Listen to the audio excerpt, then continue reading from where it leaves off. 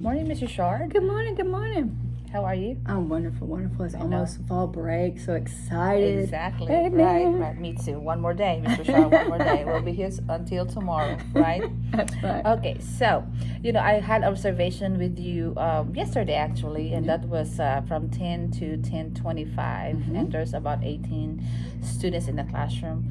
What do you think went well in the classroom? I think everyone was engaged. I think they were having fun doing their sounds. Yeah, and they're Just doing that repeated practice and the blending. repetition. Yeah, that's really nice. And I know you were sitting in the back, and you're also doing.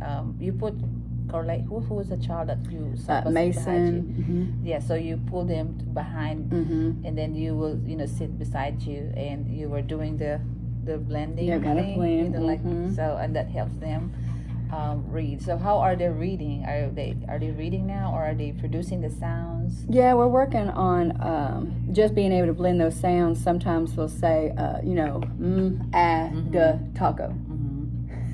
So then they forget those, duh, So they can taco.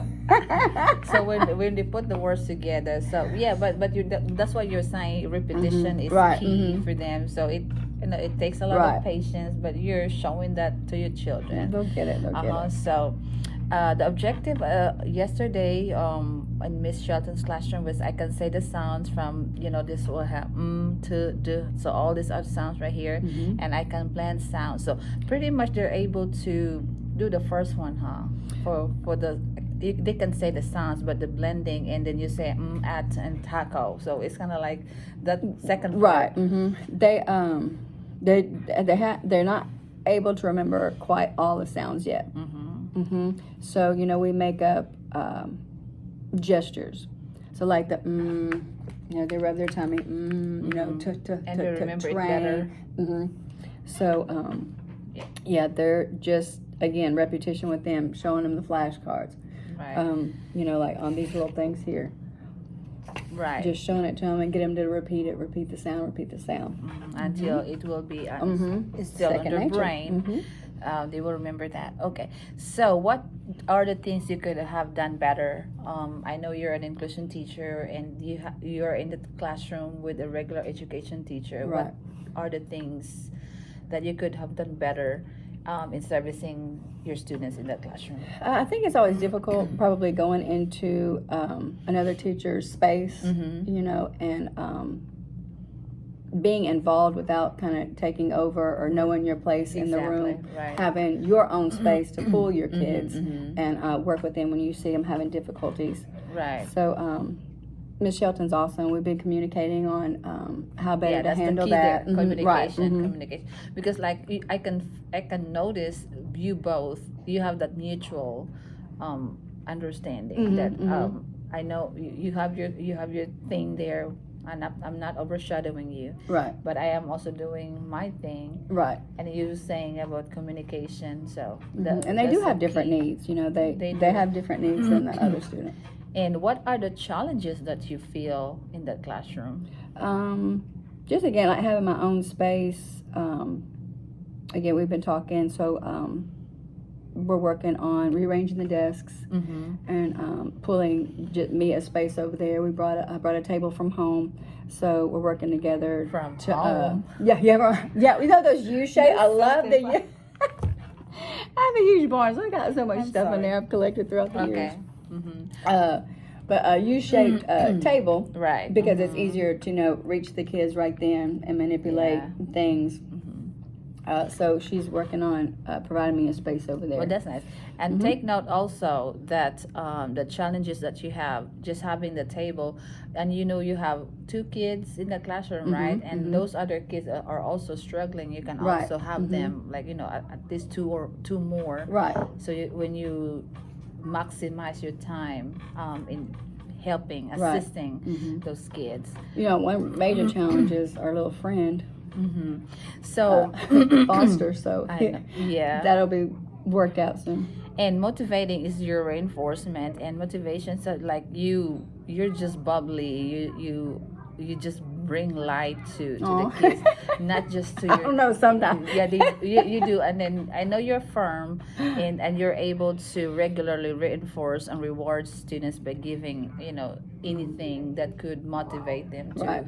And then just like yesterday, you were helping Carlasia, and so another one's like the child feel like he was struggling, but you make it easier for him to like rainbow right, like Yeah. you're just that happy spirit, and the child just probably took it upon you, and you were like, okay, I'll do this because my teacher is just as happy and positive. When I do that.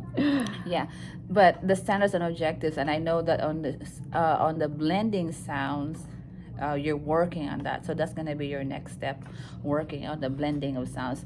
That when they say at, they will say mat, Not taco. not taco anymore. Taco could be a snack or a food, but not a taco anymore. So that's gonna be your next step, working on making sure that your children will be able to read. And you're saying about by November. So that's gonna be your target, your next step. So hopefully when I come back, we're not expecting them to read.